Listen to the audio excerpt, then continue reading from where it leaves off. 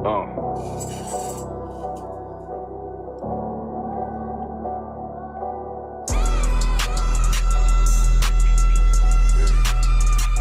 it ride real quick. Look. The city eyes. It's time to bogart. My God, a real nigga.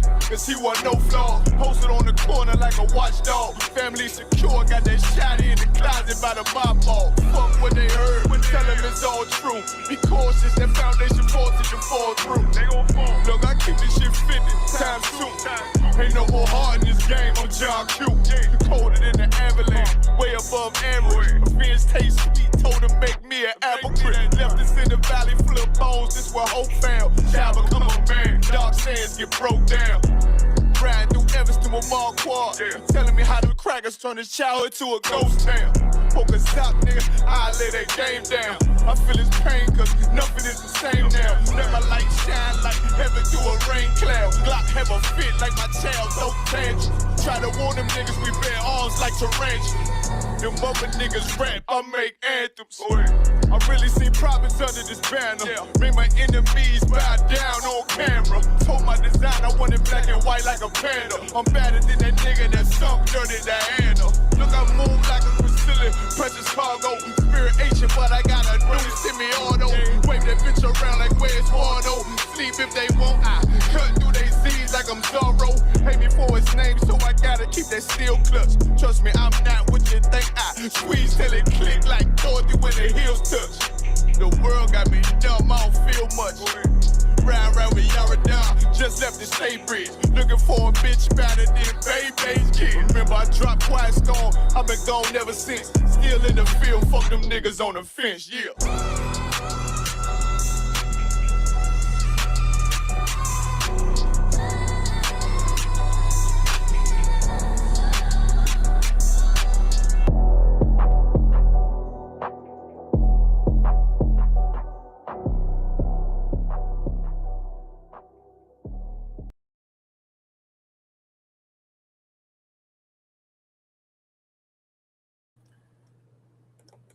All right. Shalom, Israel. You live with the Israelite School of Universal Practical Knowledge. Priest and Captain Soccer Wall holding down the class live from Memphis, Tennessee. Every Tuesday, Wednesday, and Thursday, we have classes here in Memphis from 6 to 8 p.m. Central Standard Time. All you brothers and sisters tuning in, if you got family, loved ones, people you care about in the Memphis, Tennessee, and surrounding areas, get them in contact with the ISUPK. Since 1969, the Israelite School of Universal Practical Knowledge has been teaching so-called Blacks, Hispanics, and Native Indians the truth according to the Bible.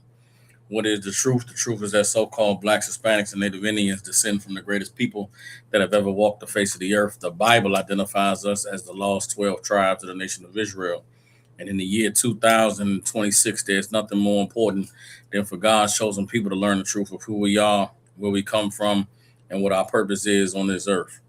So what we like to do with these classes is give brothers and sisters an opportunity to go into this book called the Bible to gain the knowledge, wisdom, and understanding that the Most High has put inside of this book so that we can come back to being the people that he called us to be and reclaim our righteous place on the earth as kings, priests, princesses, and daughters of Zion. With that being said, I'd like to start the class off with questions. If any brothers and sisters have questions online, type them in. Anybody have questions in the room, raise your hand. And if there are no questions, we'll go ahead and get into the topic of tonight's class. I'm getting started class a little late because I actually attended an event here in Memphis, Tennessee, at the library of some brothers that's forming together a group. They put together a library here in Memphis. An indigenous American library. They want to give a lot of the history of the native peoples that was here in Tennessee, here in Memphis specifically, and just bring awareness to how much of our history, in this land has been stripped from us. You know what I'm saying? There's a lot of information out there concerning, the identity of our people as, Gadites or Native American Indians, or they call themselves Aboriginals now. You know what I'm saying? There's a lot of information and knowledge out there about how over the years our oppressors has changed our identities.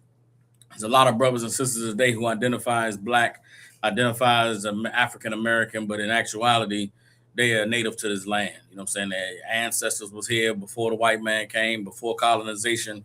And so there's, these brothers pushing that movement, and it was some good information they was dropping. So I actually stood, stayed with them at the library till 6 and took some time afterwards, touch bases with the brothers, do a little networking, man. So that's why I'm getting started a little late. I know normally y'all see me starting about 6 o'clock, 6:10, but we a little late today just because I was at another event, networking here in the city.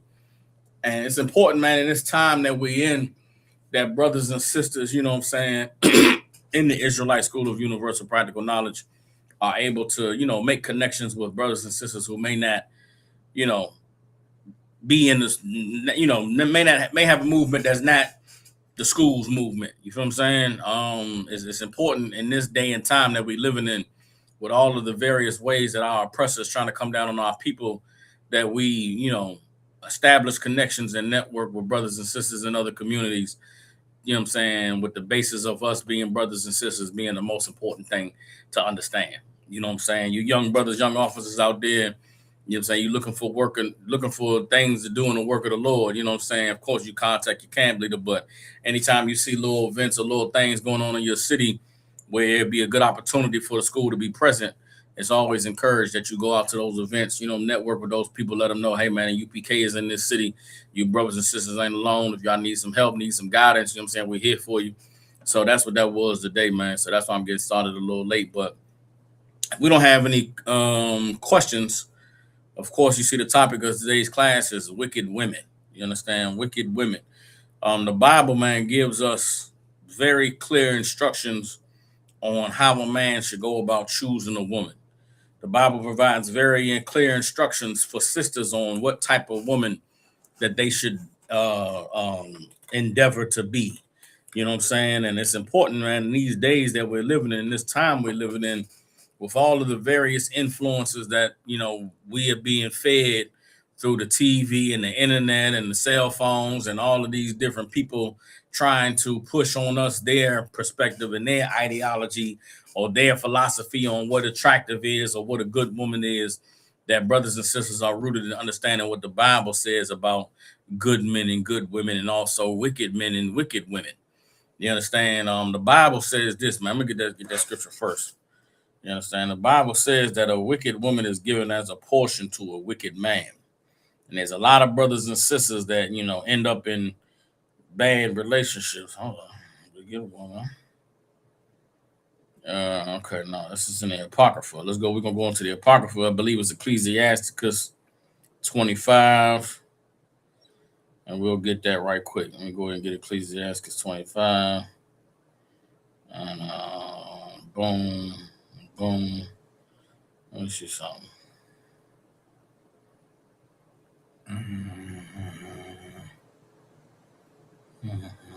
Bear with me.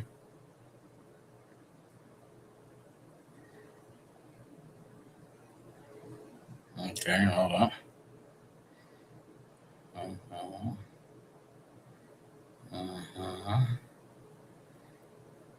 All right, hold up. Bear with me. Okay, this one. Okay, shameless one. No. All right, that's not there. Let me see something. Bear with me. Find what I'm looking for. All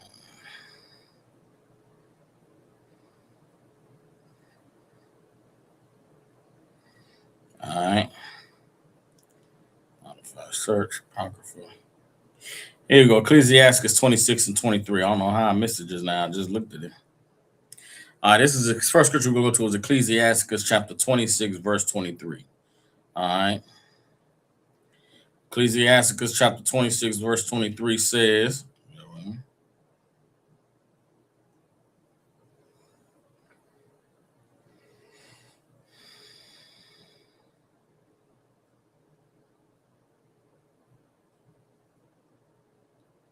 all right, here we go. Ecclesiasticus 26 and 23 says, a wicked woman is given as a portion to a wicked man, but a godly woman is given to him that feareth the Lord. Everybody understands? The Bible says a wicked woman is given as a portion to a wicked man, but a godly woman is given to him that fears the Lord, which means what? as a man, if you want to attract a good woman into your life, if you want to have a good wife, you must become a righteous man, because righteous men are the only ones who are given godly women. And that's important to remember for a lot of women out there who feel like, you've been a good woman your whole life and you've always done everything right, and all you've ever gotten is horrible piece of shit men. You might have to examine yourself. You might have to look at yourself and see whether you are a godly woman. The Bible says a godly woman is given to a portion of a man that fears the Lord. You understand? In this life, in this world, righteous men find righteous women, and wicked men find wicked women, lay hold on wicked women. You understand that? Does that mean if you get, a woman, you with a wicked man, that you have to stay wicked? No. You could change. You could become brand new. You could come into the truth and serve the Lord and become a woman that fears the Most High and keeps the commandments. But you still may be married to that wicked man.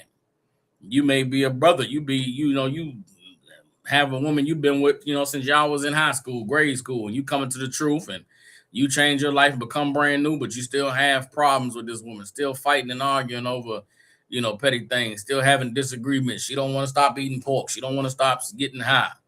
You know what I'm saying? Take you to child support, different things like that. You could become righteous and change your life and still be dealing with a wicked woman. You understand? But it's important when we go to address problems and issues that we have with our spouses, that we have in our relationships, that we're careful to examine ourselves first, because inevitably, whoever you end up being with, you played a role in that, establishing that relationship and starting that relationship. And it's important that brothers and sisters can take some responsibility and take some accountability for the role that they play in who they involve themselves with. You understand? So anytime, especially in the ISUPK, man, when it comes for brothers and sisters is, get counsel and get marriage counsel and, try to mend their relationship and, bring themselves together or reclaim a spark that was lost. A lot of the times as a woman, you're going to be told to examine yourself. You got to look at yourself, sis, and see, what are you doing? Or what aren't you doing? Or what could you do better? Or, in what way are you influencing this relationship to be this way? When a brother is complaining about his wife, got issues with his woman, a lot of times is, well, brother, what are you doing to make her act that way? What are you doing that's causing this woman to behave like that? You know what I'm saying? Sometimes you got to go back to the beginning of the relationship. How did you meet? What was it like when you first got together? You know what I'm saying? And sometimes a lot of issues and problems in relationships can stem from how you all began, how you all got together. You know what I'm saying? It's difficult sometimes to change the state of a relationship mid-relationship. A lot of times relationships evolve based on how they began. A lot of those things are important to consider and to take into account when it comes to, addressing issues and problems in a relationship. But this class is going to be about the Bible showcasing and warning men about the perils of dealing with wicked women and how a man can and should identify a wicked woman. Everybody understand? So again, Ecclesiasticus 26:23 says, a wicked woman is given as a portion to a wicked man, but a godly woman is given to him that fears the Lord. Everybody understands. So what's wrong with choosing a wicked woman? You know what I'm saying? Some men say, what's the worst that can happen? You meet a chick, she ain't in the truth. You know what I'm saying? You meet her at the club, she dressing how she dressed. Yeah, she in the world. You know what I'm saying? You don't expect her to be out there with a dress and, with her head covered in the club. You know what I mean? So a brother talk to a woman, get to know her, and say to herself, well, look, she not in the truth, you know what I'm saying? But she ain't just a whore or a monster. Man, I deal with the sister, man. See if we can build. What's the worst that can happen? Well, the Bible lets you know what's the worst that can happen, brother. You should not be out here in this world dillying and dallying and dealing with women willy-nilly, because the consequences of choosing the wrong woman are very dire. One of the things that impacted me very heavily when I first came into the truth was being taught, you know what I'm saying, that sex is the most important activity that a man and a woman can engage in. You understand? Sex is the single act that a man and a woman can engage in that can result in someone creating a life or someone losing their life. Everybody understands? A man and a woman lay down and have sex. That's a decision that, most times results in the birth of a child.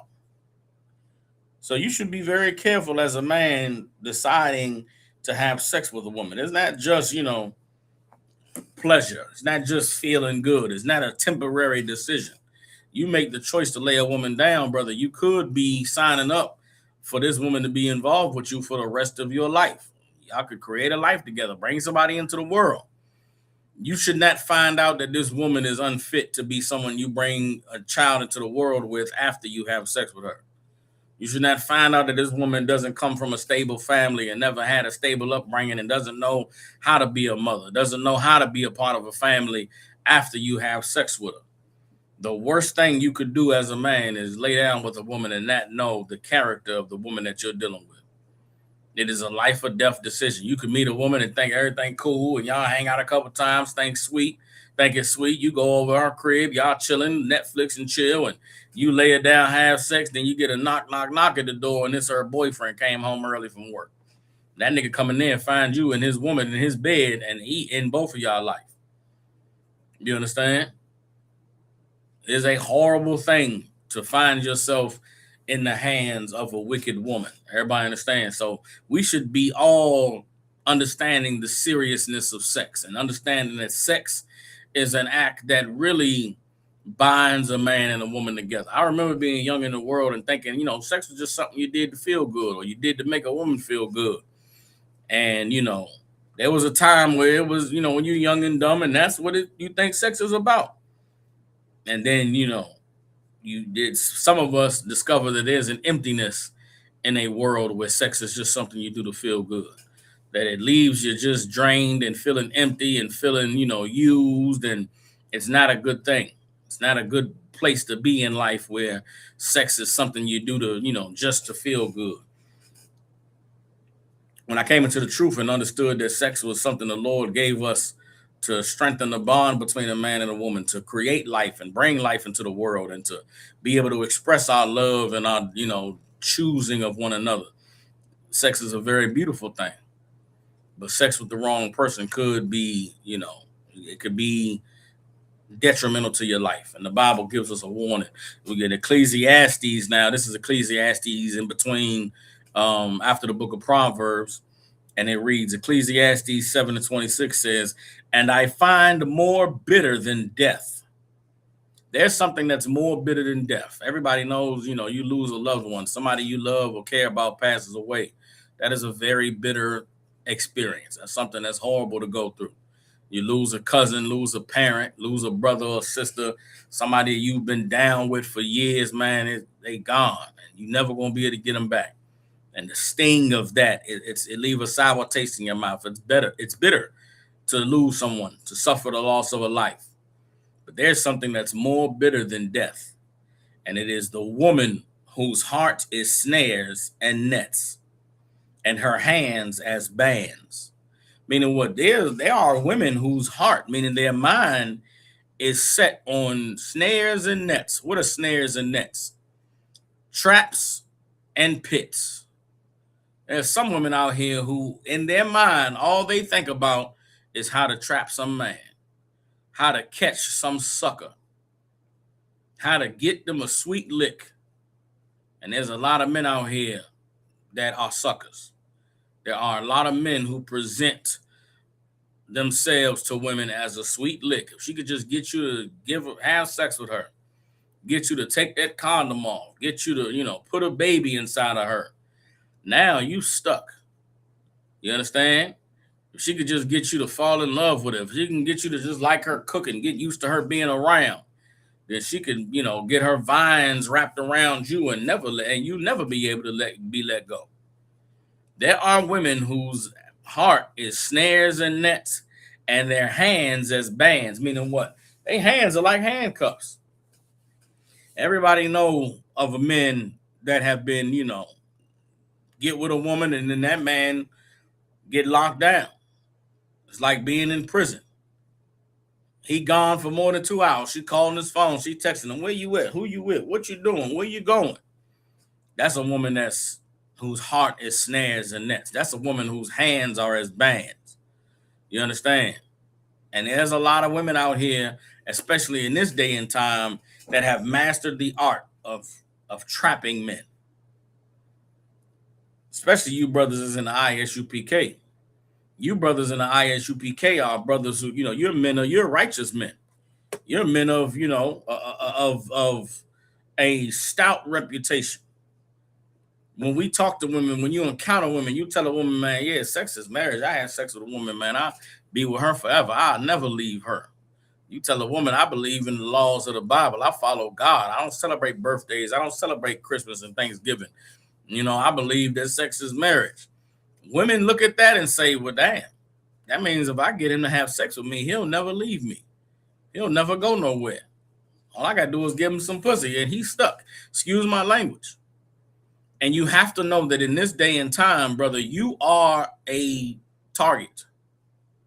You understand? I'm not going to say you're the prize. There's a lot of conjecture online about who's the prize, man and the women, who's more valuable.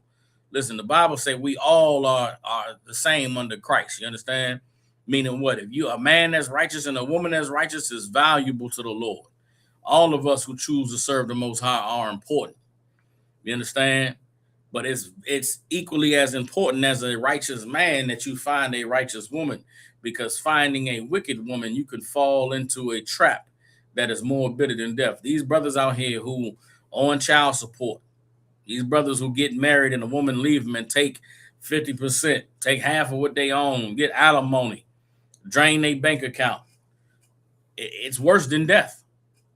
And some men that would rather just, not be on this earth than to have to pay child support, than to have to go through the courts to be able to see their children. They have to be able to get visitation. You understand? There are things that a woman can do that'll ruin your life. There's some women, they get tired of the relationship or get fed up with you. They'll claim you was assaulting them. They'll claim you did things to your children that you didn't do. They'll fabricate all types of stuff, and you in court, lose your job, losing your license, wages getting garnished.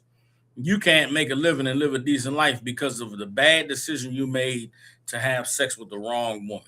Everybody understands?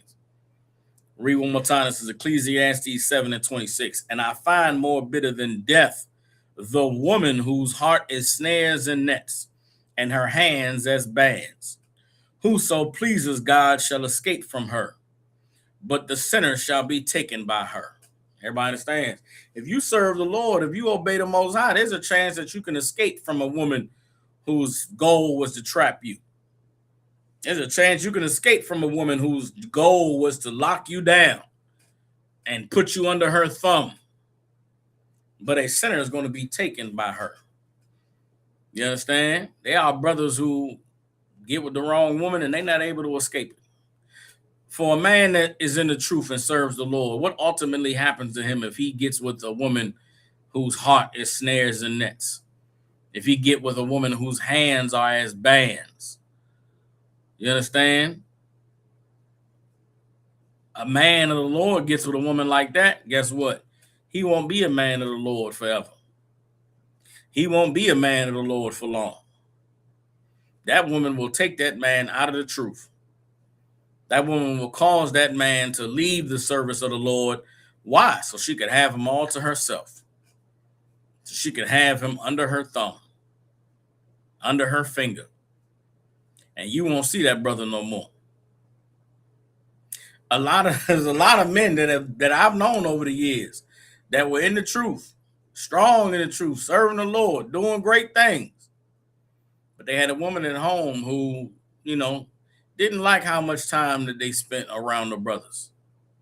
Didn't like how much time they had to commit to being in the truth and, sitting in councils and giving reports and taking trips out of town. And women worked hard, man, and do whatever they could to find a way to get that man to no longer see this work as more important than what he had going on at home with her.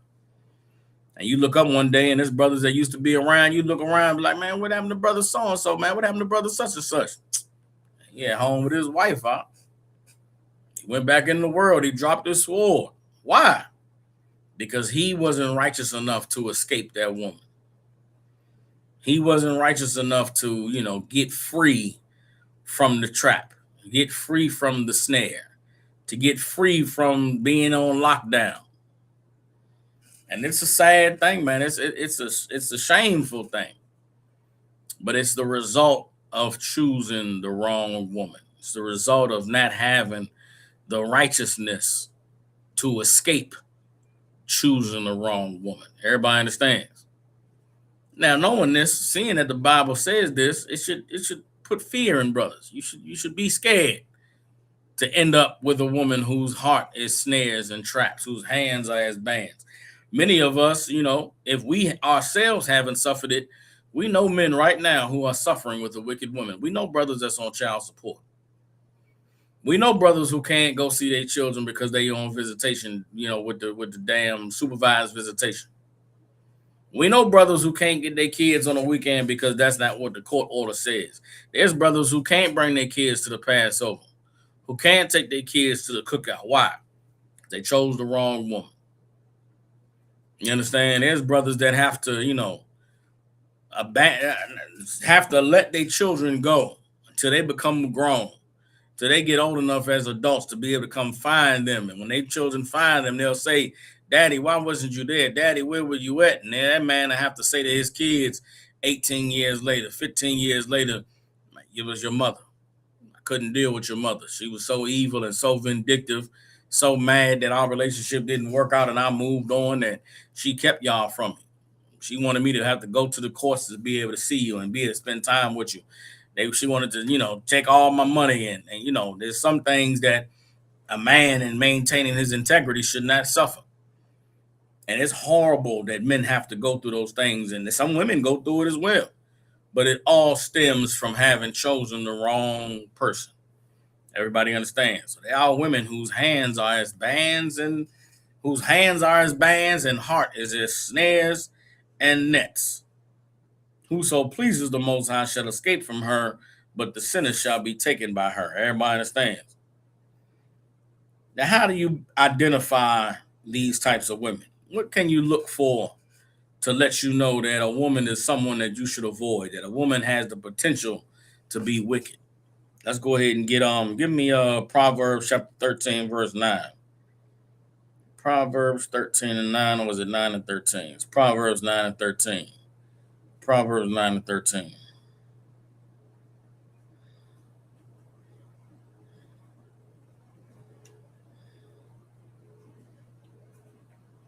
All right. This is Proverbs chapter 9, verse 13. And it says, "A foolish woman is clamorous. She is simple and knoweth nothing." What is the Bible saying?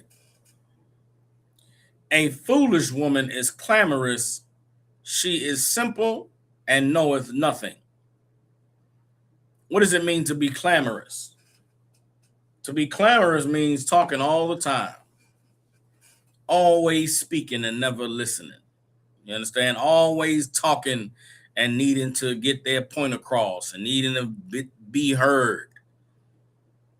A foolish woman is clamorous. A woman that always running her mouth, that's a foolish woman. That is a silly woman. And as a man who is, serving the Lord and living righteously, you should not entertain a foolish, silly woman. You should not entertain a woman who doesn't, understand or know that there are things in life more important than her. That not everybody needs to hear her opinion or hear what she thinks.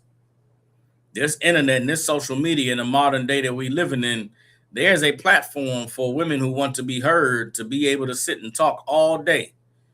And they should utilize that. They should take advantage of it. They should get on the internet and they should sit and they should talk all day. As a man, you should recognize a woman that wants to sit on the internet and talk all day and avoid her. You should look at that woman who always got an opinion, always want to talk, always run her mouth, and you should say to yourself, that woman is a fool. That woman is silly. Everybody understands? Let's keep reading in Proverbs 9 and 13. A foolish woman is clamorous. She is simple and knows nothing. Here's another thing that you could take from knowing a woman always wanting to talk and run her mouth? She's simple. Meaning what? She's not deep. She's not complex. She's not a difficult person to read and understand. She's simple. She's very, small-minded. Her life, her vision is very small. Why do I say that? Someone who's has depth to them. They're busy exploring that depth. They're busy living in that depth. They're not busy talking about it. You understand? It's like, now I'm gonna apply this to men, but you can on the flip side apply it to women. As men, we all know that one cat that loved to talk about himself all the time, or the cat that loved to rah. You know what I'm saying? It was a saying that we have among men that the loudest nigga in the room is the biggest coward. You know what I'm saying? The one that's always talking loud about what he gonna do and about what he about, and niggas better not play with me. Or that nigga, that's the one that's scared. That's the one that's gonna run when the drama pop off. That's the nigga that's, he's selling wolf tickets. Real niggas that's about that life, real men that's about that, you know what I'm saying? We ain't gotta talk about it. I let my actions speak. I ain't gotta say nothing about what I do. Just know you leave me. As long as you respect me, I respect you. But if there's some disrespect, it ain't gonna be no talking. There ain't gonna be a lot of conversation that need to be had. But on the flip side, with women, a woman that is confident, a woman that knows herself, is sure of herself, a woman that knows that she's a good woman, she ain't got to tell you how good she is. She ain't got to explain to nobody how deserving of love she is and how much men should want her. She ain't got to post pictures of herself on the internet all the time. She ain't got to always be in men's faces. She ain't got to be talking all the time to be heard. A woman that is always talking, always explaining herself, always wanting to be heard, that is a woman that doesn't really have any depth. And you'll know if you just listen to her. And you could be able to listen to her because she's always running her goddamn mouth. Again, Proverbs 9:13. This is God's word, not my word. A foolish woman is clamorous. She is simple and knows nothing. Now she knows a little bit of something. She knows some things. She knows nothing. Now, what does that mean? Does that mean she don't know 1 + 1? Does that mean she doesn't know, the sun rises in the east and sets in the west? No, it's not talking about that. Don't be silly. Don't be, facetious. It's not saying she doesn't know anything, but she doesn't have any substance. The things that she knows are not valuable. The things that she concerns herself with are not important.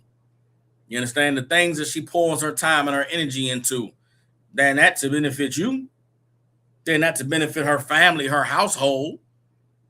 She's self-absorbed. Everything that she's into is about her. Everything she want to talk about centers around her because she doesn't have any depth. She doesn't have any substance. Brothers, you want to avoid a woman like that. Why? Why is a clamorous woman that's simple and knows nothing someone you should avoid? Because we are not simple men. We are not men whose lives are about frivolous nonsense. A man who obeys the Lord, a man who fears the Lord, is a man who's serious. It's a man who has a purpose, a man who has a mission, a man whose, life evolves around the work of the Lord, whose life evolves around taking care of business, carrying out plans and structure and discipline. You need a woman who can match you on that level. You need a woman who can understand that her man is a man of substance. That doesn't mean she has to be a woman who's a soldier and a woman that's down and a woman that's so deep, but she need to be able to respect and understand what you're about. A lot of the times, the women that are clamorous and simple and don't know nothing, they don't even know what it means to be with a good man. They don't know what it means to be with a man who has business that's more important than whatever they got going on. You understand?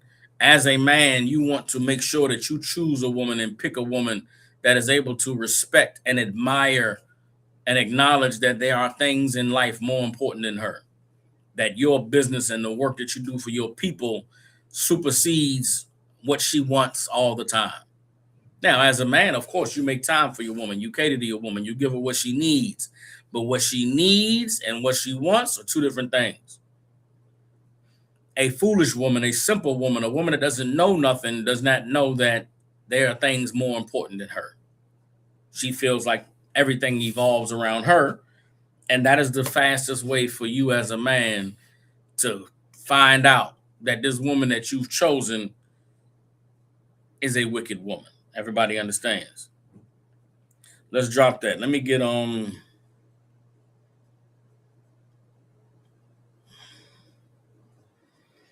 let's get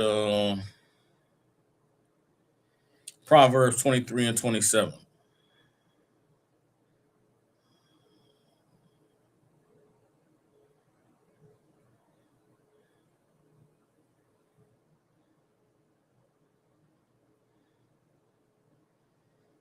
All right. This is Proverbs 23 and 27. It says, "For a whore is a deep ditch, and a strange woman is a narrow pit." Everybody understands. A whore is a deep ditch, and a strange woman is a narrow pit. The Bible is poetic, but the Bible is written by black people. When the Bible says a whore is a deep ditch, is a double meaning. It's a double entendre. Well, I don't know if that qualifies as a double entendre. That's not a double entendre. It has a manifold meaning, meaning it has two layers, right? On the surface, a whore is a deep ditch, meaning what? A deep ditch is something you don't want to fall into. You fall into it, you get injured, you get hurt. You got a wagon or today a car. Your car fall in a ditch. You can't get that car out. It's stuck. You in a bad spot, right? You got to get a tow truck to get your car out of the ditch. You know what I'm saying? You fall in the ditch, you break your leg, whatever. It's damage falling into a deep ditch. Also, a whore is like throwing a hot dog down a hallway. You understand? She's a deep ditch in that way too. There's no bottom. You in there trying to hit the back, and there's no back. It's just an abyss. You get swallowed up. TD Jake say, swallowed up. That's a whore. A whore is a deep ditch. There's no bottom. You understand? And as a man, that's not a place you want to be. Young men, a deep ditch is not a place you want to fall into. You want to fall into a woman that it fits. You want to fall into a woman that, molds to you. You don't want to fall into a woman and there's no walls closing in. That's a bad spot. That's what you get dealing with a whore. Everybody understands a whore is a deep ditch. And a strange woman is a narrow pit. What is a narrow pit? You fall into a narrow pit, you can't climb out. You fall into a narrow pit, you stuck out. And it's a bad place. Everybody understands. The Bible warns brothers about the dangers of falling for a wicked woman, the danger of choosing a wicked woman. Everybody understands. Now we're going to go ahead and get into the Apocrypha. Let's get to the Apocrypha and get some of these scriptures on, dealing with a wicked woman. All right. Let's get some more ways of being able to identify and know that a woman is not the one that you should choose. Everybody understands. All right, let's get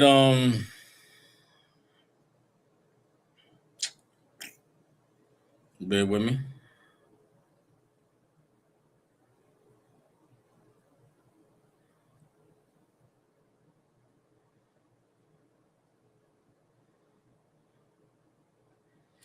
All right, let's get all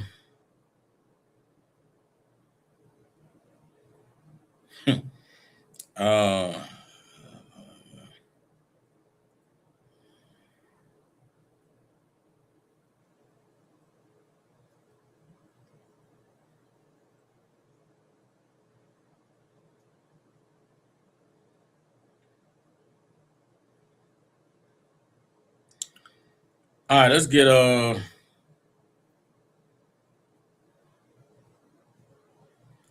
Ecclesiastes 25 and 21.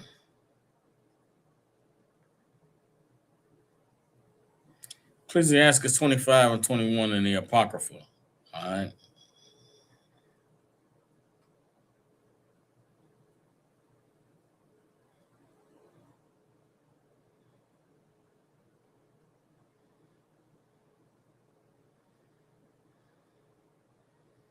All right. Ecclesiastes 25:21 says, "Stumble not at the beauty of a woman, and desire her not for pleasure." Everybody understand? Stumble not at the beauty of a woman, and desire her not for pleasure. What does that mean?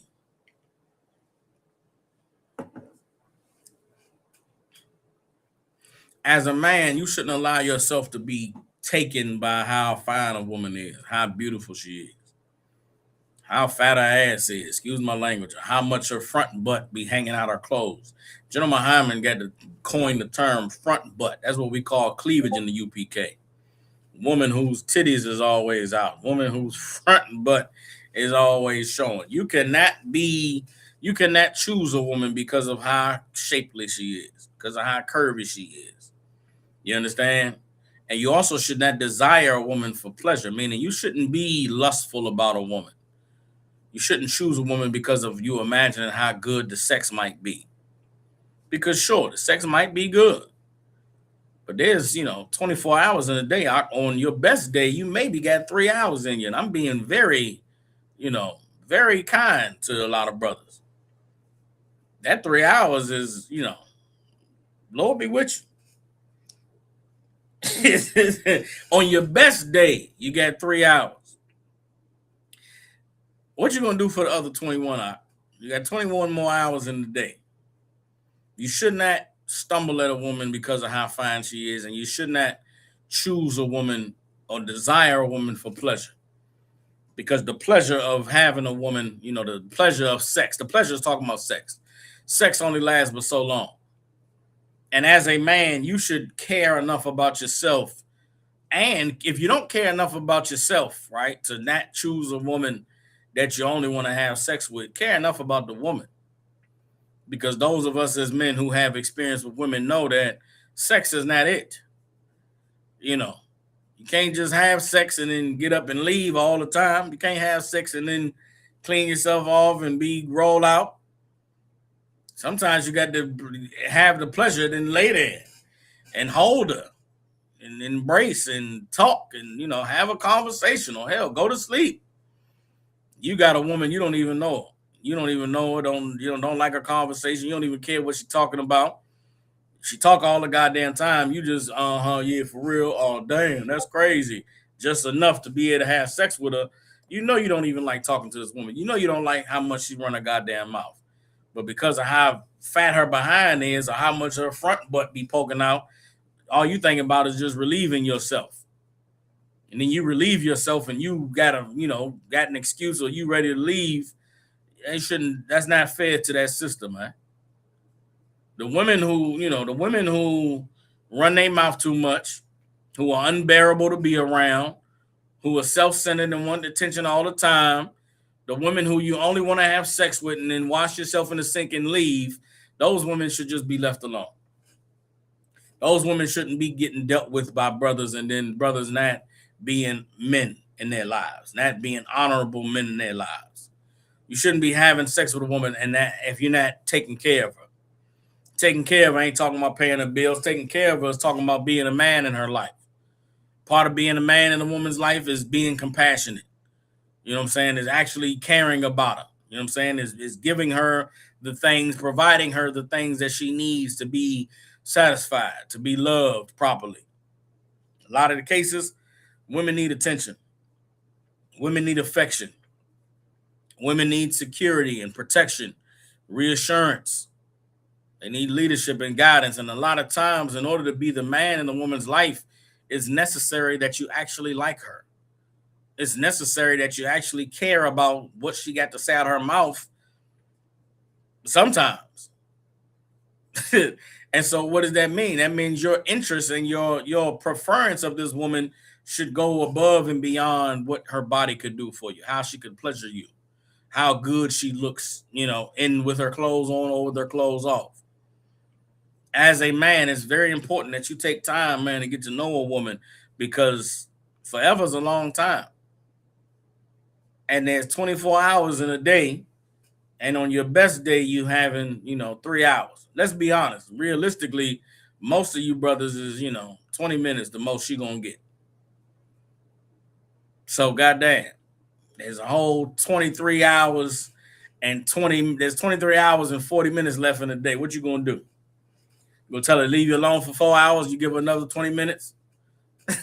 now there's 18 hours. Come on, man. Don't play yourself. Don't play yourself. Be honest. Keep it real. Keep it funky.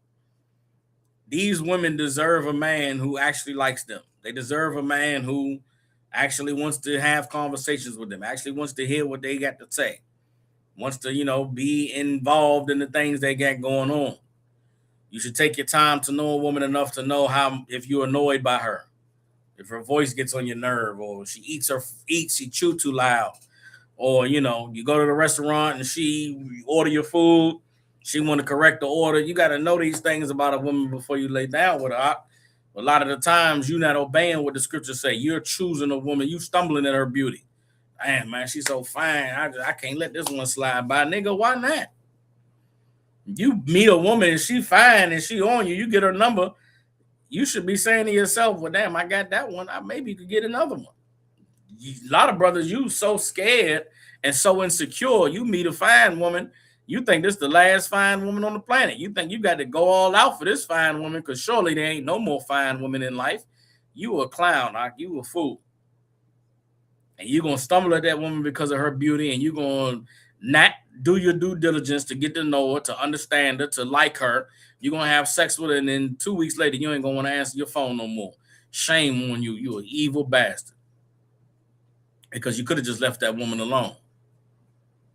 You're going to not get to know her, know how emotional she get, know how unstable she can be sometimes. And she on her cycle and she emotional and need to be held and need to be told she's pretty and need to be told how much you love her. You understand? And then you didn't take time to find these things out. Now you annoyed 2 months into the relationship. You tired because she's so clingy and so needy. Well, why didn't you know that before you had sex with her? You were so concerned about how fine she was. You were so you were so driven by desiring how much she could pleasure you and please you in the bedroom. That ain't gonna last, Doc. That ain't gonna last. And once you dry that up, you stuck. Now you find yourself in Ecclesiastes 7:26. Why? Because you as a man didn't take time to do the due diligence to make sure that this was a woman that was worth choosing, to make sure that this was the right woman for you. You understand? Sister Kazakwana says, should these things be addressed in the courting stage? Absolutely. Everything should be addressed in the courting stage. When a man and a woman are talking to one another, you need to know each other thoroughly before you decide to think about having sex. Like, sex should be the last thing that you're thinking about when it comes to choosing someone. As a man, you court a woman, you should show that woman all the worst qualities of you. Don't just do it. You court a woman, you should let her know, listen, the purpose of this time that we in now was for us to know each other inside and out, for us to be able to determine if we are compatible with one another to do forever together. And I don't want there to be nothing that you don't know about me. I don't want there to be nothing that I don't know about you before we make a decision to be together forever. The fact we courting, you already know I like you. I think you pretty. I knock you down. Why we even, that's not even need to be discussed. If we courting, yes, I will take you through there. I will do the job. So if we both know there's an attraction, we both know that there's a physical component to us deciding to get to know one another, well, now that we're courting, let's actually get to know each other. We have forever to have sex. We have forever for them 3 hours every day. So we ain't even got to worry about that part. If we actually like each other, that's going to be the icing on the cake. But if we don't actually like each other, there's a chance that the sex could be bad. Imagine, committing to forever with somebody whose sex is bad and you don't like their conversation. You don't like being around them. You don't like hanging out. You understand? Contrary to popular belief, not every woman has good sex. I'm going to be straight up with you. I know a lot of times women, I know there's a lot of men that ain't got good sex neither. I know there's a lot of niggas that's leaving y'all unsatisfied and undesired. Lord be with you. So I know women go through it, but I'm talking to the men right now. Brothers, there are some women who their vagina they ain't hitting on nothing. Sex is not good. They don't, they're not willing to learn to do things the way you like it. They're not willing to adjust and adapt. They real sensitive and ouchie, ooh, I don't want it. And you got to suffer through it. You got to deal with it. Now imagine you got a woman that, sex ain't good and you don't like her. Well, goddamn. You got a woman that don't want to serve you when you want to be served, and she like to talk about a bunch of nothing all the time that you got to listen to. You got a woman that, wants you to have sex with her the way some old boyfriend used to have sex with her. And you like, bitch, I'm not doing none of that. None of that shit that nigga used to do. And you don't like each other outside of the sex. It could be a very horrible thing for both of you. You should only have sex with a woman that you actually like. Because if the sex is not good, then you could at least like hanging out, at least like being around each other, at least like going to the movies and going to the park and raising kids. Not every relationship has great sex. Not every woman as a man, not every woman brings the great sex out of you. There's some women that, they only can bring out good sex. And there's some women that bring out a monster and it'd be different. Well, damn, you don't know before you get married. You should at least know that I like this woman. Now, she cool. I like her personality, man. She a little funny sometimes. She goofy. She like to watch anime. She like to do cosplay. I'm into that too. I could do, she want to be a nurse. I'll be a doctor or I'll be the patient. Whatever you into, you got to know that you want to be into it.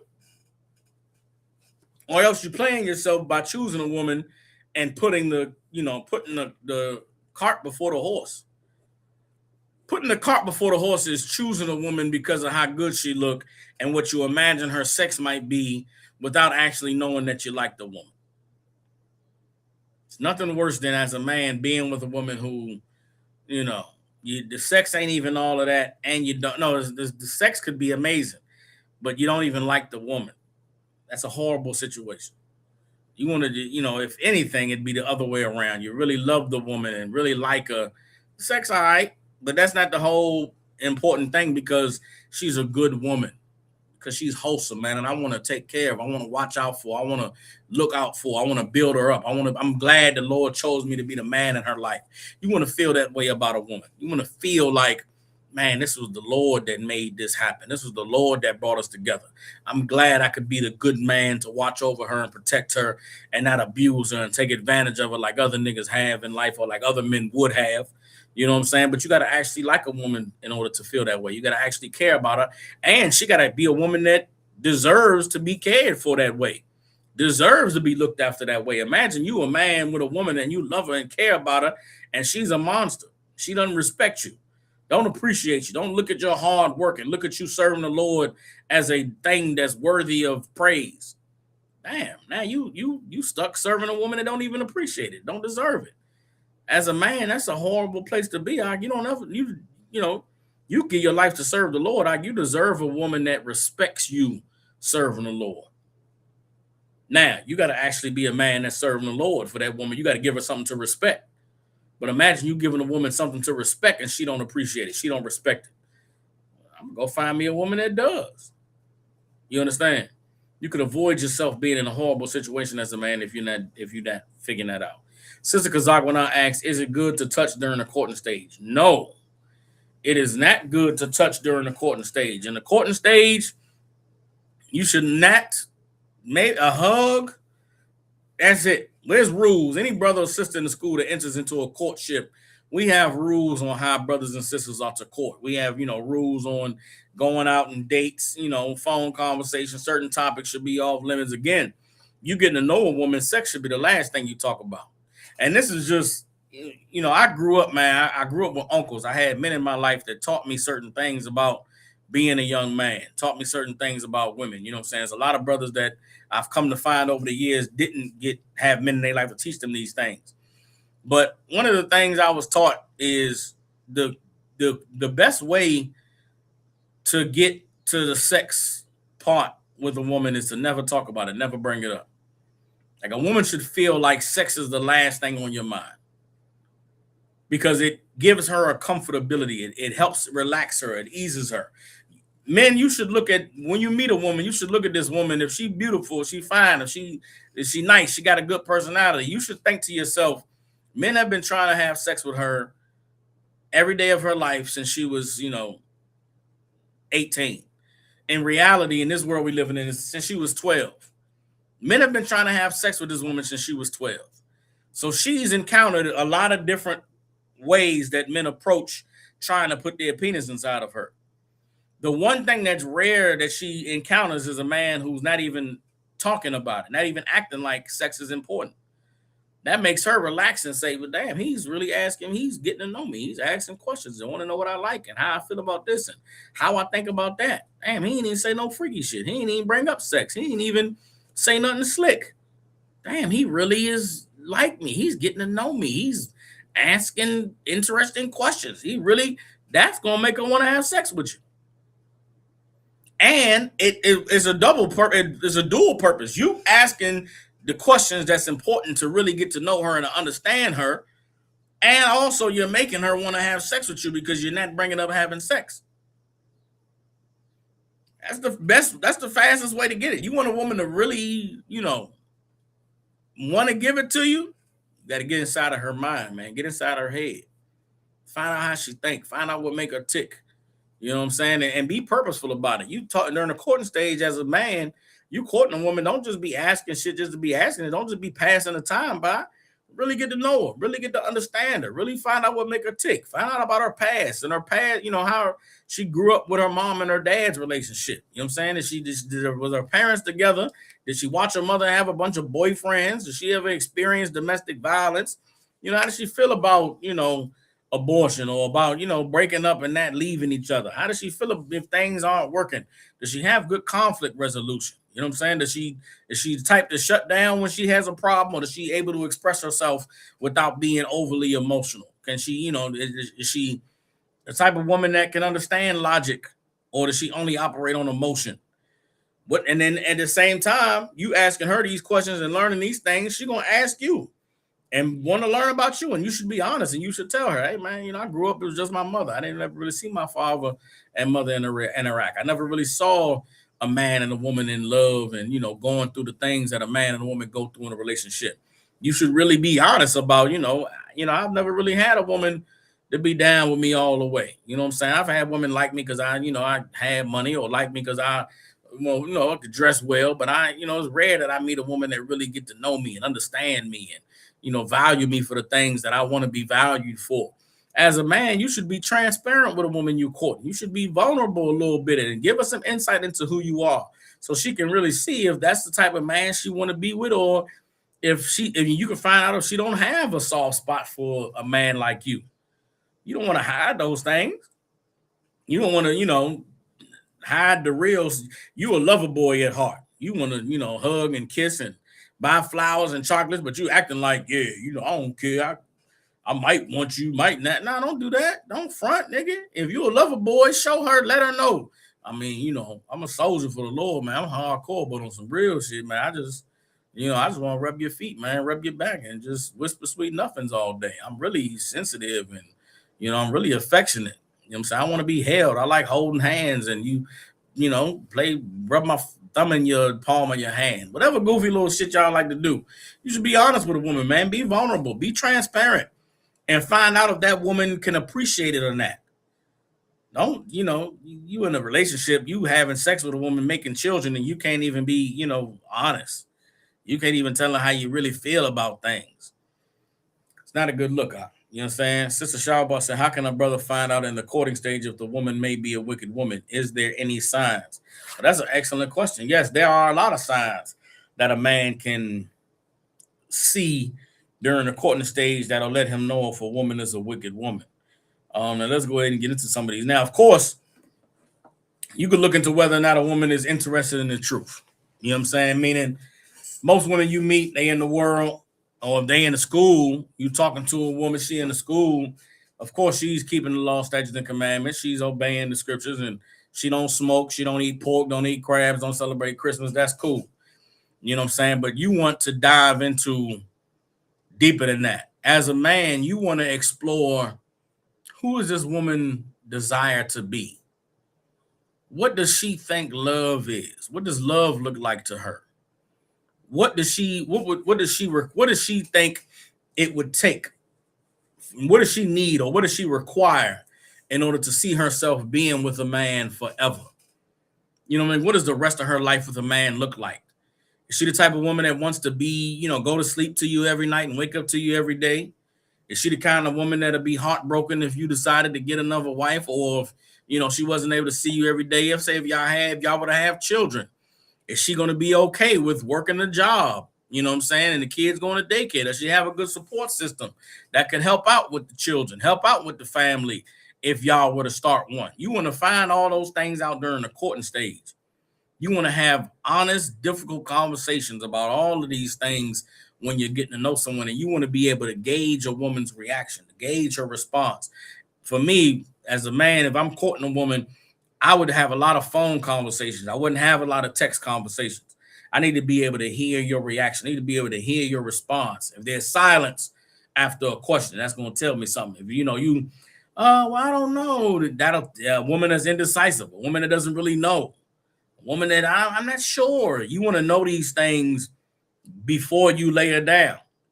You don't want to wait till after you had sex with her and put her down through there, and now you find out that she ain't got no idea. She can't decide what she want to eat.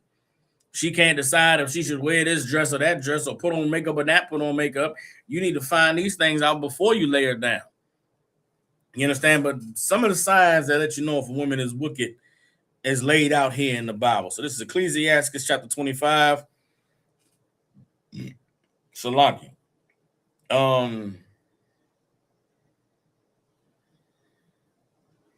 Hold on.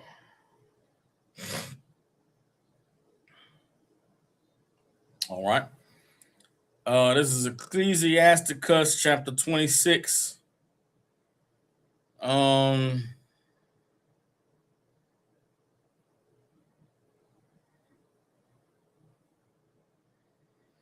This is Ecclesiasticus chapter 26, verse 9. Ecclesiasticus 26 and 9 says, hold on. Ecclesiasticus 26 and 9. And it reads, the whoredom of a woman may be known in her haughty looks and eyelids. Everybody understands. The whoredom of a woman may be known in her haughty looks and eyelids. What are haughty looks? What is a haughty look? Haughty. Let's look up the definition of the word haughty. All right. And her haughty looks. The word haughty means blatantly and disdainfully proud, having or showing an attitude of superiority and contempt for people or things perceived to be inferior. So what is a haughty look? A haughty look is a bad bitch that thinks she better than everybody, that I'm killing this shit, and don't touch me, or you beneath me, don't look at me, or don't touch me. A bitch that thinks she the shit has a haughty look. That's a bitch that should be ignored. She should not be acknowledged. You understand? How do you diminish the haughtiness in a woman? By not giving her attention, by not acknowledging her. Yeah, bitch, you pretty, so what, ho? We ain't, as men in the truth, we should not be men who are impressed because a bitch is pretty. A woman should feel goofy for trying to lead with how bad she is. You fine, that's what's up. What else, bitch? Who cares? I see you fine. Yeah, I see you, your ass is fat. I see the front butt. You squeeze into that little ass dress you got on. Okay, cool. What else?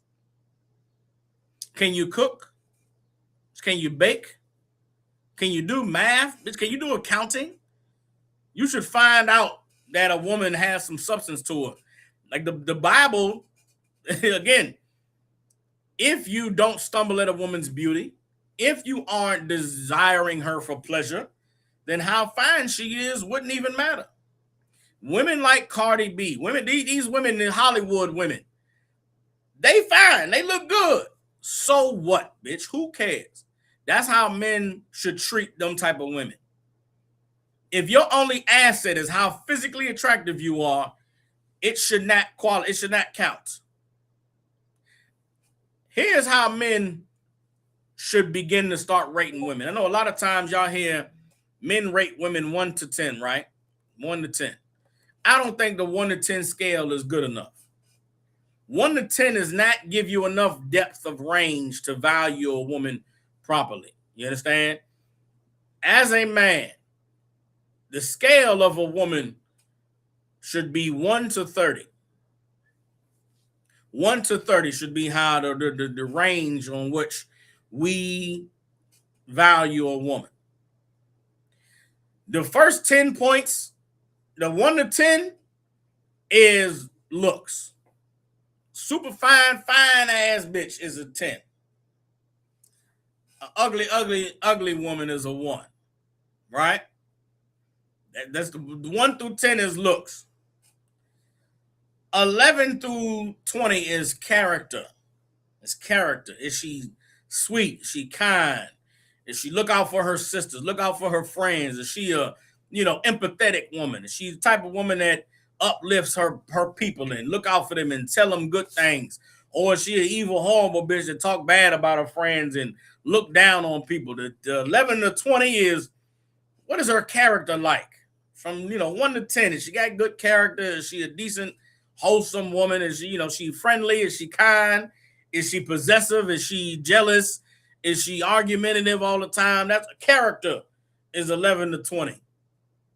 And then 21 to 30 should be her virtue. What does she bring to the table? How valuable is she? How useful is she? What can she get done? Does she have skills? Can she braid hair? Can she cook? Is she can she raise children? Does she get intelligent? Can she help with accounting? Does she work a good job? Is she willing to work? Can she work? Can she make some good money? How much money can she make? How responsible is she? How dependable is she?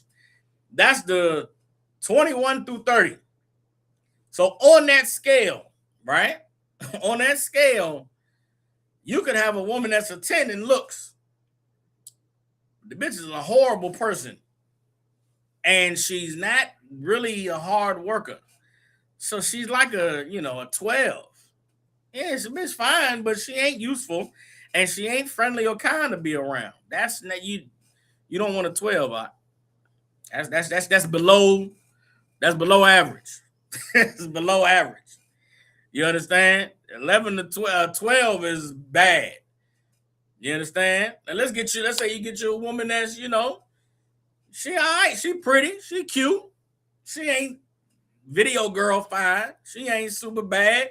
Let's say she is 7, she is 6 in the looks. But man, this sister is an amazing woman. She served the Lord and loved the brothers and sisters, and she ready to pitch in, and she keep a good home, keep a clean home, don't argue, don't fight a lot. You know what I'm saying? She ready to get it on whenever you ready to get it on. She willing to serve. She attend in the character department. Then when it come to her working and doing things, she braid hair, she cooks, she cleans, she can bring some money in. She good with the raising kids and don't argue and fight a lot. Got you a 27, Mike. Got you a 25, 24. That's a top flight woman right there. That's a bad bitch. Excuse my language. Now, people looking at her might not see. They might not say, dang, got him a video vixen. But, nigga, I got me a bad bitch at home. This bitch is cooking, cleaning, doing what you're supposed to do to make sure I'm taken care of. She's raising the kids, loving the kids, and helping out with the family. She got a good family and got good people in her life and good support system. And she make your life easier, make your life a breeze. God damn, that's a fine motherfucker. I don't care what she look like. I don't give a, you know what I'm saying? I don't care how pretty you think she is. The bitch fine to me. She's amazing. That's what you, as a man, that's the scale we should be looking at these women on. The looks should not count. It's not meaning, bitch, if you were 20 in character and in ability, you're a fine motherfucker. But if you're fine looking at, bitch, but it's 23 hours it's 24 hours in a day. I got, 3 hours of you in the bedroom. If you ain't got nothing outside of that, bitch, you a 12, 13. You're below average. And that'll dispel all the goofy shit that niggas be talking about, high value women and this, all that. Bitch, you look good, so what? What else can you do? And as men, that's the Bible's telling us that. The Bible is saying a whore shall be known by her haughty looks and her eyelids. You can look at these women and look at them in their face. You ever look at a woman in her face and she look at you like, what the fuck you looking at? Nothing, bitch. I wasn't looking at shit. Never mind. I didn't see anything. I'm sorry. My eyes be wandering sometimes. Like, meaning, bitch, we in a restaurant or a club somewhere and you looking good. Bitch, you put all that shit on and look like how you looking. And we make eye contact. I'm not finna break eye contact. I'm a man. I want you to see me seeing you, seeing me see you. And if we make eye contact and I'm looking at you, I might lick my lips or some shit. But if a bitch do some goofy faces like, oh, bitch, all right, you right. I'm sorry. I apologize. That's on me. I played myself. I shouldn't even look at you, bitch, because you ain't worth looking at. Some of these bitches need to not be looked at. And some of these hoes, there's a lot of women that talk about how easy men are, about how easy men will fold. As a man, you have the power to let a woman know that she may have access to a lot of things in life because of how good she look, but be the one thing she doesn't have access to because of how fat her ass is or how much of her front butt shows. You got to let a woman that's haughty know, yeah, bitch, you might could fall. Lesser men might be impressed by that, but I'm above that. Okay, how fine you are, because who cares at the end of the day? Once I'm done with how fine you are, now what? Some of you brothers be caught up on how pretty a woman is, and then you have sex with her. The bitch won't make you a sandwich afterwards. You got some fine woman at home. She won't take your boots off at the door. She won't run your bath water. Well, damn, bitch, you fine, but goddamn, I can't get no service around here. That woman is a 10. You understand? Now, a woman that, she gonna cook, she clean, she take your boots off, run your bath water, you know what I'm saying? Wash your hair, rub braid your hair and speak life into you and pour into your dreams and your aspirations and really want to see you win and uplift you and, love you and bear your children and ride with you and willing to die with you. Man, that woman is a 30, y'all. Because her character and her ability make her finer than the fine bitch. And that's the Bible tells us that. One more time, let's get the scripture. This is Ecclesiasticus 26:9. The whoredom of a woman may be known in her haughty looks and eyelids. A woman who thinks that she's so fine and she's such a bad motherfucker and she look good and everybody want her. That bitch ain't shit. She has no character. She's just like the woman who's always running her mouth. There's no depth. There's no substance. She's only as good for what you see. And as a man who serves the Lord, a woman should be so much more than just what you see. Meaning physically. She should be worth so much more, have much more value than that. And if you ain't never had one, brothers, a lot of these so-called bad bitches ain't even the best ones to even lay down. There's a lot of, they try to maintain their appearance and, they too prideful. I ain't gonna get into it. It just ain't, the juice ain't worth the squeeze. Let me just tell you straight up. Juice ain't worth the squeeze. But the Bible is saying the whoredom of a woman may be known in her haughty looks and eyelids. Keep reading. It says, Ecclesiastes 26:11 says, watch over an impudent eye and marvel not if she trespass against thee. What is an impudent eye? You have a woman with an impudent eye. Let's look what the Bible says. Impudent. I-M-P-U-D-E-N-T. Impudent says marked by contemptuous or cocky disrespect of others. Very rude. Everybody understands? A impudent eye, and marvel not if she trespass against thee. A rude bitch, a woman that always looking down on other women. Oh, she got on. Why she looking like that? Oh, I can't stand her. That bitch, she always this and that. She thinks that about everybody. She just won't say it about you because to you. But you got a mean in this. As a man, you got a woman that's always talking crazy, always talking about somebody. You think she ain't talking about you, nigga, when you ain't around? You think she ain't talking about you when you mess up, when you do something you ain't supposed to do? What you think? Because you lay her down and you having sex with her that you ain't never a piece of shit. You ain't never a nigga she can't stand. You ain't never a decision she wish she didn't make. Nah, nigga, she talk about you the same way she talk about her mama, same way she talk about her friends, same way she talk about her sisters. You should watch over an impotent eye, a mean girl. You should look at a mean girl and be like, yeah, that bitch, she's not a good person. She's not personable. She's not friendly. She's not kind. Nah, man, nah. That's a red flag because she'll be not kind to you. She'll be rude to you. She'll talk crazy to you. You think it's cute when the bitch talking crazy about other people, talking about other men. And you think she won't do it to you? No, she's going to do it to you as soon as she get a chance. As soon as you give her a reason. What reason would you give her? Because the sex wasn't good. Because you don't want to come see her when she asks you to come see her. Because you too busy with the work of the Lord to come and tend to her when she want to be tended to. You going to be an ain't shit nigga. You going to be a dusty nigga. You're going to be somebody, she don't even know why she laid down with you. She don't even know why she bothered with you in the first place. The Bible warns you about a woman like that. Again, you should be getting to know a woman to know, is this a potty mouth woman? She always cursing and always using foul language and always saying rude shit. No, I can't. You got to fix your mouth, Charlie. You can't cuss around me.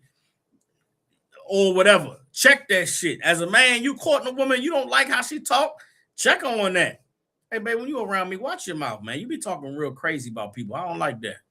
You know what I'm saying? You got thoughts and opinions like that. Keep that shit to yourself. Don't tell me that shit. Don't talk about brothers that way. Don't talk about sisters like that, man. Fix your communication.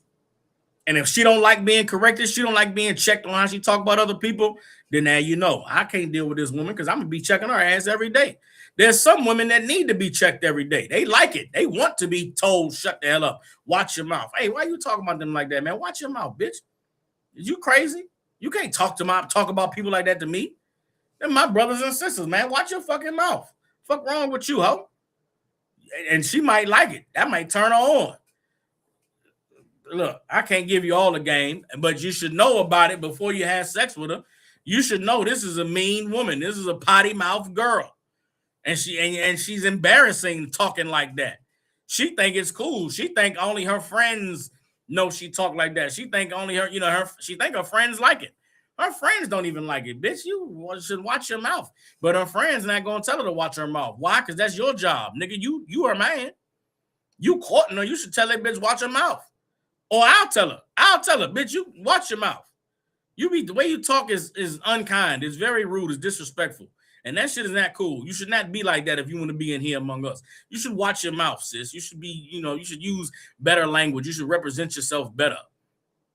And brother, you better be the one to tell your woman that because another man will. And another man has every right in here. And you marry a woman that got a foul mouth and brothers hear her foul mouth and don't like it, brothers got every right to say, so like it, sis, you kind of foul with your mouth. It's kids around. It's people some people don't like that kind of language. Sis, you know what I'm saying? Should maybe tone that down a little bit. Or worse, brothers will come to you and say, so like, you really be kind of wild at the mouth. Actually, talking crazy. You know what I'm saying? Get her to tone that down a little bit. And now you don't even know how to tone it down because you never checked it when you was courting her. Shame on you. Now you're stuck with an impudent eye and marvel not when she trespass against you. You understand? Ecclesiasticus chapter 26, verse 12. She will open her mouth as a thirsty traveler when he has found a fountain and drink of every water near her. By every hedge will she sit down and open her quiver against every arrow. Now the Bible is using poetic language to describe a rude, loudmouth bitch as opening her mouth for every penis and opening her legs to receive every arrow. That same bitch that got a potty mouth, she got a potty vagina too.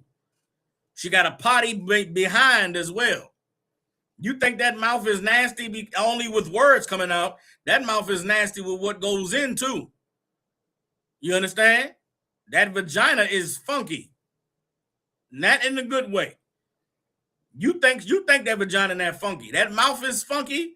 That vagina is funky. And you're going to slip and slide in there, and you're going to think it's special when everybody's slipping and sliding in there. Everybody done had them a turn. Listen, women able to come into the truth and become brand new, most high in Christ. You're a new creature in Christ.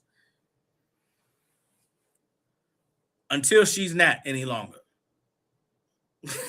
And if a woman gonna come in here and be cleaned up, she got to clean up that mouth as well. She got to clean her spirit. Again, 1 to 30, 1 to 10 is looks, 11 to 20 is her character, 21 to 30 is,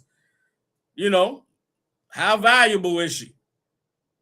You got a woman that look good, but funky, foul mouth, rude, disrespectful. She's gonna hoe on you, brother. She's gonna slut on you. She's gonna be talking rude to the nigga whose rod she put in her mouth while you gone to the cookout. She gonna be talking rude about you to the nigga who's blowing her back out when you texting her good morning from your other wife's house. It all resonates. It's all tied in. Everybody understands. Let's keep reading. But let's drop that. Let's get see some.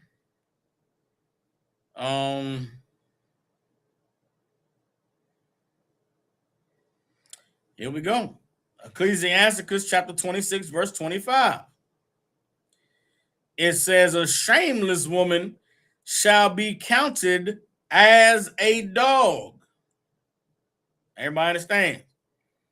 A shameless woman shall be counted as a dog. What does it mean? Excuse me, that a shameless woman shall be counted as a dog. What do we call female dogs? Bitch. A shameless woman is a bitch, should be counted as a bitch. What is a shameless woman? A woman that, she do what she want to do. She grown. Can't nobody tell me what to do. Can't nobody change me. I am who I am, and I like being who I am. All right, bitch. That's why nobody wants you. That's why nobody will have you. Because you just a proud bitch that don't want to change. Okay, don't sweat. You ain't got to change. You ain't got to do nothing different. Just remain who you are. That's cool. The Bible say a shameless woman shall be counted as a dog. A woman that don't have no shame, that doesn't take accountability, doesn't accept correction, that isn't willing to say, I was wrong. I apologize. I shouldn't have did that. I shouldn't have said that. Maybe I was out of pocket. Maybe I was being rude. Maybe I wasn't, being considerate of who the audience was. The Bible says a shameless woman shall be counted as a dog. But she that is shamefaced will fear the Lord. A woman that's shamefaced, meaning she doesn't want to be embarrassed. She doesn't want to bring shame to herself or bring shame to her husband. She doesn't bring shame to the school. You want a woman that doesn't want to bring shame to the school. You understand? And understand this, the most important thing as a man and as a woman in the truth is to protect the integrity and the reputation of the school. There are men and women who have dedicated their lives to the Israelite School of Universal Practical Knowledge, to obeying the structure, the rules that we have in here, to obeying the Bible and living according to the word of God. Don't be the one to bring shame to that. Don't be the one to embarrass us and shame our reputation. Don't be the man who has a woman who's a bitch and a monster. Don't be the woman that's not like all the other women in the ISUPK. Don't be the woman that brings shame to the school. Don't be the woman that people say she's in the UPK talking like that, acting like that.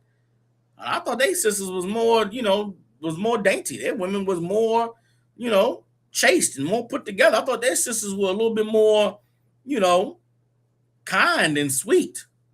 That's how you want to be. You don't ever bring shame to this place. And brothers, that go for you too. You listen, you go out here, you meeting women in the world and you want to have sex with them, brother, you better be a righteous man about it. You understand? You deal with a woman, you better be honorable about it and be able to answer for it. Because we're not answering for your bullshit. We ain't gonna have to be answering for why you did this and why you did that. It's gonna be said that brother operated outside of the rules of the school. That brother did things that go against what we teach. And there's a lot of shit I be hearing about that's not what we teach. There's a lot of shit niggas be doing that ain't what we teaching here. So when it happens and we like, we don't know where that shit came from, it ain't come from us. There's a lot of stuff I hear on the internet. That shit ain't come from us. You understand? There was a time in my life I had a woman who, for whatever reason, bitches loved telling her what horrible things they was dealing with. And that woman would come tell me the horrible shit them bitches told her. And I would tell that woman she should get counsel. She should go tell the school about it. Because that shit she talking about, we don't teach that. We don't allow that in here. And you know what? A lot of the times, them women would not go to get counsel, which meant to me, that bitch was just lying, saying shit to my woman to make my woman look at the school sideways, trying to cause drama in my home. That's another thing as a brother. You want a woman that's going to tell another woman that she's wrong. Tell another woman, sis, you shouldn't tell me that. You don't want a woman that is in the school and is going to let other women vent to her about horrible, evil shit they going through. Because, bitch, you shouldn't be telling my wife about it. If it's going on, if it's happening, you should go to your camp leader. You should go to your husband. You should go and get counsel. And if you had a counsel about it, then you shouldn't tell nobody. A lot of you brothers is married to women that ain't following what the schools say. Other sisters should not know everything that's going on in your house. Other sisters shouldn't know that, you only had sex with her once a week because you be at your other wife's house. Other people shouldn't know that, you don't even, you don't wash your drawers every day, or whatever it is. If you got a woman that's talking to other women about what's going on in your house, that there's a place where if she got things to talk about what's going on in her house, there's counsel. There's a structure available. She can bring a grievance or a trespass, but just running her mouth about what the fuck you got going on, why are you suffering that? Because you chose the wrong woman. You suffering that because you did not pay attention to what the Bible said about choosing a wicked woman, and you end up in a horrible spot. You end up in a horrible place. You understand? The Bible gives men everything that they need in order to be able to know how to choose a woman and what to look for when they go about choosing a woman. But to not take heed to the warnings that's in this Bible will lead you and any woman you choose in a horrible place, because you're not going to make it. You're not going to be together forever. And if you're not a man that is confident that you made a sound decision, that you made a sound choice on choosing the right woman, why would you want to make children with her? Why would you want to be unprotected having sex with her? Listen, man, it's 2026. In the Israelite school of UPK, you can have more than one wife. You don't have to have children with every wife. You don't have to have children with every woman you have sex with just because she's your woman you're having sex with. You should find out if a woman is fit to be a mother. Find out if she's fit to handle the responsibility, the weight of bearing a child. There's a lot of things that a woman goes through bringing a child into this life. You know what I'm saying? And as a man, you should really find out if your woman is fit for that before you go to do it. You understand? Listen, if you find that a woman is not fit to be the mother of your children, then I would suggest you not have children with her, which means what? You have protected sex. You understand? Or you got to get your pull-out game strong or whatever, but you shouldn't be making families that's going to be broken. If you don't know that this woman is locked into the school for life and going to serve the Lord for life, don't give her children. And tell her, say, listen, baby, we can't have no kids, man, because I don't know if you're really in it like that, if you're really solid like that. She get mad about it, she upset, she leave, let her leave, man, let her go. You understand? Save yourself. You understand? There's sometimes in life, nobody going to look out for you like you're going to look out for yourself. And when it comes to sex, when it comes to building a family, when it comes to relationships, as a man, you got to protect yourself. As a woman, sisters, the same thing. You got to be able to know that you're able to deal with everything that comes with bringing a family into this world, bringing life into this world. And if you look at if you don't, you should get to know a woman to know if she's fit for all of that before you have sex with her. Failure to do that leads you in a bad spot, leads you in a horrible position. And that's the purpose of the truth, the purpose of, this knowledge and this wisdom that God has given us in these scriptures is so that we would avoid all the pain and the heartache that comes with laying down with the wrong person. Many of us is here on this earth today because of what our parents would say was a mistake, because of what our mamas would say was a sexual encounter that they didn't wish they didn't have, or they wasn't planning on it. But I've lived a life long enough to know you don't accidentally have sex with nobody. You don't slip into a vagina and and leave a seed. Nigga, you did it. You wanted to do it. You wasn't planning on it, but you did it. But now you got to take care of the responsibility. We living in a time, man, where the potential children that we bring into this world deserve better than what we had. They deserve more than what we had. You know what I'm saying? And you should be, as a man and as a woman, you should care enough about them to know that this person who I'm with, that I'm choosing, that I've chosen, is someone that is worth it, someone that's going to stick it through and see it through to the end. And if you're unsure, get counsel. But just because you have a woman, I don't mean you got to bring children into this world with her. Don't mean you got to have sex with her unprotected. She offended, she don't like it, you just tell her, listen, baby, I can't see us having kids, man. But you got kids with that other woman, yeah, because I can see that working. I can see that being a healthy thing. You got to be able to, have healthy boundaries, you know what I'm saying, if there's a need for those boundaries. But all of that only comes with being very purposeful in your actions. And again, sex is the most important thing that a man and a woman can do together. It is the one act that can create life. It can also be the cause for you to lose your life. Sex should not be something that we take lightly. Choosing someone to be with for the rest of our lives should not be something that we take lightly. And so, brothers, be cautious, be careful, be aware that there are wicked women out here. But the Bible says that a wicked woman is given portion to a wicked man. So you better examine yourself. Make sure that you are righteous and you're doing everything right and serving the Lord the way you're supposed to, so that you can avoid landing into the trap of a wicked woman. And with that, we're the Israelite School of Universal Practical Knowledge out of 1 West 125th Street in Harlem, New York. Since 1969, we've been teaching so-called Blacks, Hispanics, and Native Indians the truth according to the Bible. What is the truth? The truth is that so-called Blacks, Hispanics, and Native Indians descend from the greatest people that have ever walked the face of the earth. The Bible identifies us as the lost 12 tribes of the nation of Israel. In the year 2026, there's nothing more important than for God's chosen people to learn the truth of who we are, where we come from, and what our purpose is on this earth. With that, brothers and sisters tuning in, if you got family, loved ones, people you care about in the Memphis, Tennessee, and surrounding areas, get them in contact with the Israelite School of Universal Practical Knowledge. I'll see y'all for class tomorrow, 6 p.m.